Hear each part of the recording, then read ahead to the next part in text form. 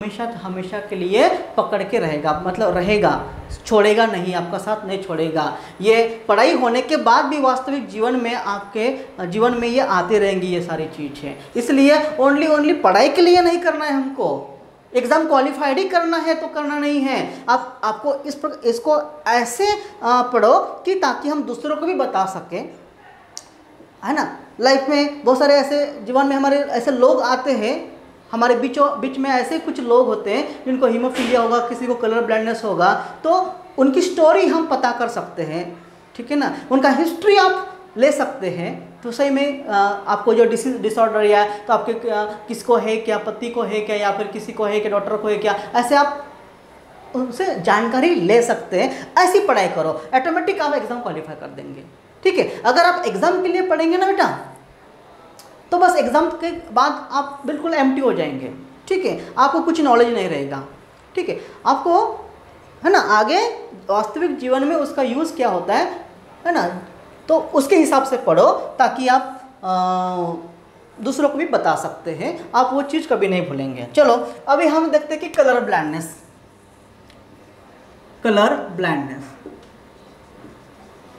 चलो colour blindness ये भी एक डिसऑर्डर है।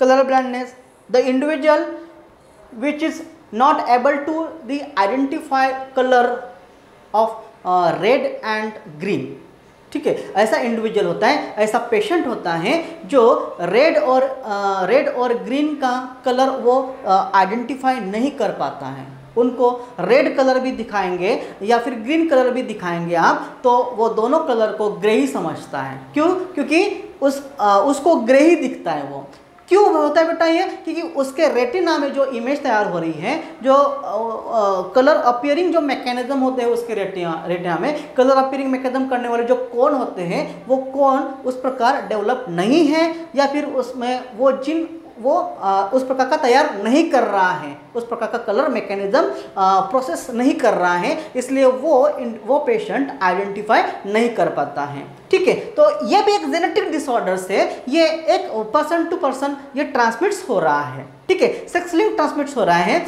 ये भी इसके जो एलील्स होते हैं, ठीक है ना, कलर ब्लाइंडनेस के जो जीन्स होते हैं ये एक्स क्रोमोसोम के ऊपर ही रहते हैं। कहाँ पर? Non homologous part of the x chromosome के ऊपर, non homologous part of x chromosome के ऊपर इसके जीन होते हैं। तो मैं आपको पहले बोला कि जीन पेयर होते हैं, एक होता है रिसेसिव और एक होता है डोमिनेंट। तो जीन पेयर होते हैं, तो ये एक्स क्रोमोसोमल डिसऑर्डर है। इसका मतलब ओनली एक्स क्रोमोसोम के ही ऊपर आपको ये जीन दिखेंगे, वाई क्रोमोसोम के ऊपर नहीं दिखेंगे। इसलिए यहाँ पर ये भी चीज़ आपको याद रखना है कि कलर ब्लाइंडनेस जो डिसऑर्डर्स है ये फीमेल में बहुत रेयर रहेगा, नहीं के बराबर होगा। फीमेल ऑलवेज कलर ब्लाइंडनेस की कैरियर रहेगी, ठीक है ना, मोस्टली कैरियर रह सकती है। लेकिन अगर एक्स क्रोमोसोम मेल में अगर है, एक ही एक्स क्रोमोसोम मेल में है, तो अगर उसमें अगर ये जीन आता है तो 100% मेल ये कलर ब्लाइंडनेस हो सकता है। आपको याद रखना ये चीज़ कि फीमेल ये कैरियर हो सकती है। क्यों? इसका मतलब एक ही है, इसका रीज़न एक ही है कि एक्स क्रोमोसोम है ये क्या है बेटा? ये रिसेसिव है। मतलब एक्स क्रोमोसोम जो होता है ये एक्स लिंक डिसीज होता है, यानी ये जो जीन्स होते हैं ये एक्स क्रोमोसोम के ही ऊपर होते हैं, ठीक है ना। तो ये जो डिसऑर्डर्स है ये रिसेसिव डिसऑर्डर्स है, याद रखना ये भी चीज़ बहुत जरूरी है। ये रिसेसिव डिसऑर्डर है और इसके जो एलील्स होते हैं एक्स क्रोमोसोम के, only and only X chromosome के non homologous part of chromosome पे ही ये एसोसिएट रहेंगे। चलो सबसे पहले देखते हैं कलर ब्लाइंडनेस, मतलब ऐसा पेशेंट जो रेड एंड कलर को आइडेंटिफाई नहीं कर पाएगा। ओके, अभी यहाँ पर मैं देखता हूँ कि लेट्स कंसिडरेशन, जैसे कि यहाँ पर हम कंसिडर करेंगे मेल में जो क्रोमोसोम है एक्स एंड वाई, ठीक है। तो मैं यहाँ एक्स क्रोमोसोम के ऊपर कैपिटल सी लिखता हूँ, सी फॉर कलर ब्लाइंडनेस। तो कैपिटल का अर्थ तो मैं ये मानता हूँ कि ये नॉर्मल है, नॉर्मल मेल, ओके। मतलब ये सारे कलर को आइडेंटिफाई अच्छे से कर पाते हैं, ठीक है। चलो, या फिर ये मैं दूसरा कंसिडरेशन करूंगा, एक्स क्रोमोसोम के ऊपर स्मॉल सी है, तो स्मॉल सी मैं यहाँ पर डिनोट करूंगा ये colour blinds, colour blind, colour blindness है वो, कैसा है, कलर ब्लाइंडनेस। ठीक है, do not identify, do not identified between red and green color as both the color appear grey, दोनों भी कलर उसको ग्रे दिखते हैं। ठीक है, एक हो गया फीमेल, फीमेल का क्रोमोसोम बेटा XX। ठीक है, चलो मैं यहाँ पर ये लिखता हूँ, एक्स क्रोमोसोम के ऊपर कैपिटल C, इसके ऊपर भी कैपिटल C, दोनों कैपिटल C है, यानी नॉर्मल फीमेल है, यानी कोई कलर ब्लाइंडनेस नहीं। ठीक है, या फिर एक ऐसा कंसिडरेशन करेंगे हम जिसके ऊपर एक एक्स क्रोमोसोम के ऊपर स्मॉल c है, दूसरे एक्स क्रोमोसोम के ऊपर कैपिटल C है, यानी इसका मतलब एक अगर रिसेसिव है तो दूसरा डोमिनेंट है, इसका मतलब ये क्या है बेटा, कैरियर है, this is the carrier female. Carrier female का मतलब याद रखना, फिनोटिपिकली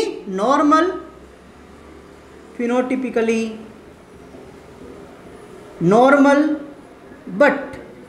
बट जीनोटिपिकली एबनॉर्मल, यानी ऐसे फीमेल को कोई प्रॉब्लम नहीं होगा, सारे कलर वो अपीयर करती रहेंगी। ठीक है, वो आइडेंटिफाई करेंगे। या फिर ऐसे बहुत रेयर केस होती है, या दोनों भी एक्स क्रोमोसोम के ऊपर कलर ब्लाइंडनेस वाले जीन होते हैं, बहुत रेयर होती है। ठीक है, तो ये बनेगी colour blindness female, colour blindness female. ऐसा कब होगा, जब दोनों भी, एक अगर कैरियर हैं और एक मेल कलर ब्लाइंडनेस है, उनकी शादी होती है तो उनके बच्चे है ना, उनका सन जो आएगा, ठीक है, तो या फिर उनकी फीमेल आएगी, तो आइदर ये कलर ब्लाइंडनेस हो सकते हैं, वो आप फार्मूले से निकाल सकते हैं। तो ये हो गया, लेट्स कंसीडर। तो देखते हैं कि कलर ब्लाइंडनेस किस किस को आता है। चलो, सेम इज लाइक दैट। कैसे, if colour blindness male marry with किसके साथ बेटा, normal vision of female, female बिल्कुल नॉर्मल विजन कर रही है। ठीक है,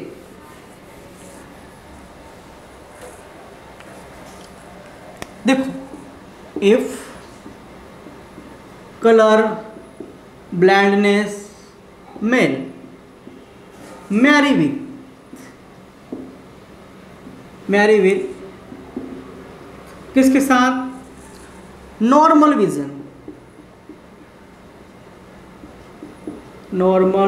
विजन ऑफ फीमेल, तो देखो अब इनके डॉटर कैसे बनेंगे, सन कैसे बनेंगे।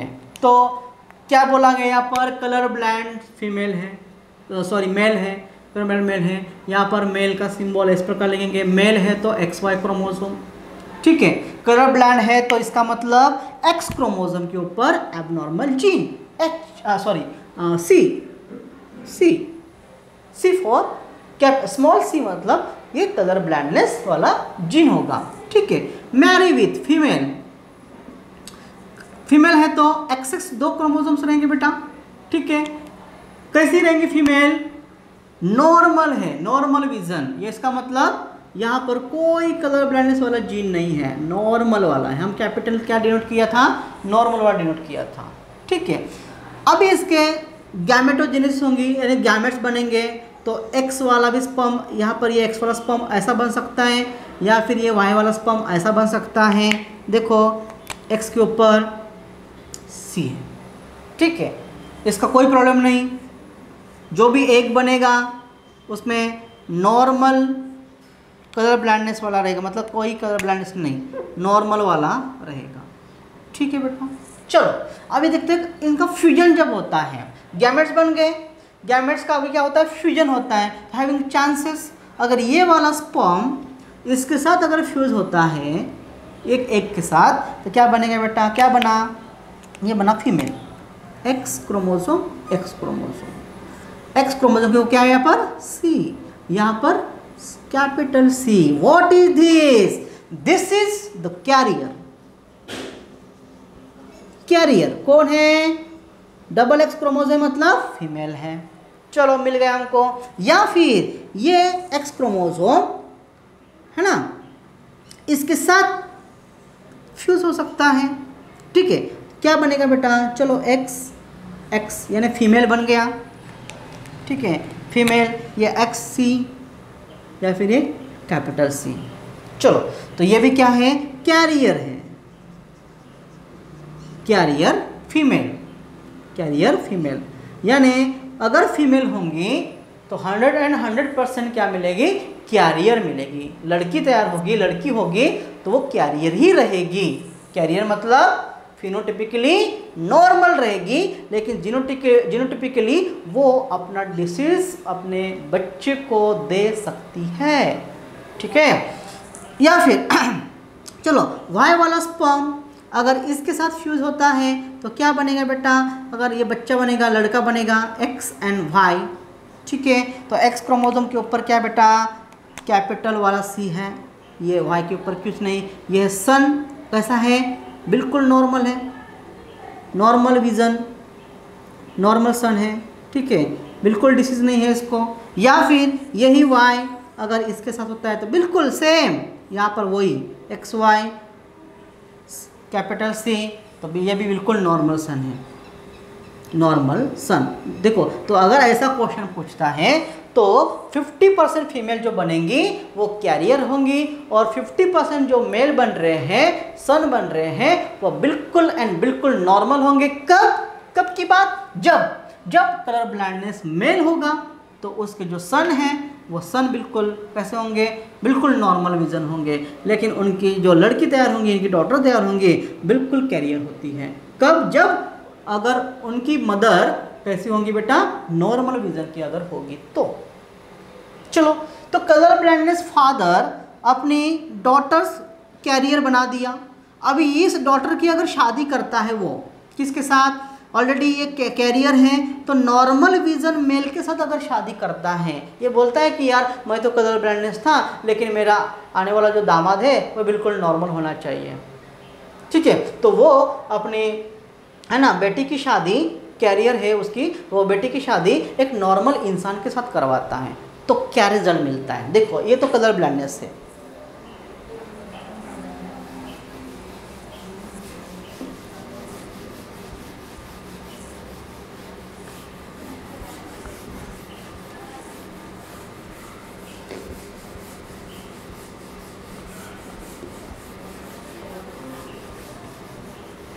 तो हम यहाँ क्या लिखेंगे, यहाँ हम ये लिखेंगे कि if carrier female marry with normal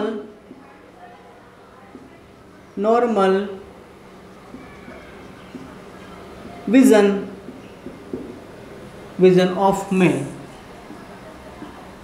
ठीक है। मेल ये नॉर्मल विजन है, फीमेल कैसी बेटा, कैरियर है, फीमेल ये कैरियर है, ठीक है। फीमेल है मतलब एक्स एंड एक्स, ठीक है।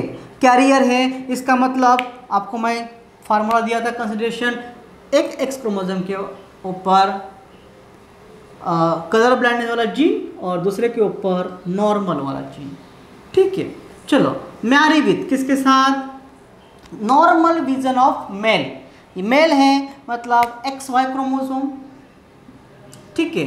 तो ये नॉर्मल है, इसका मतलब एक्स क्रोमोसोम के ऊपर कैपिटल सी, ठीक है।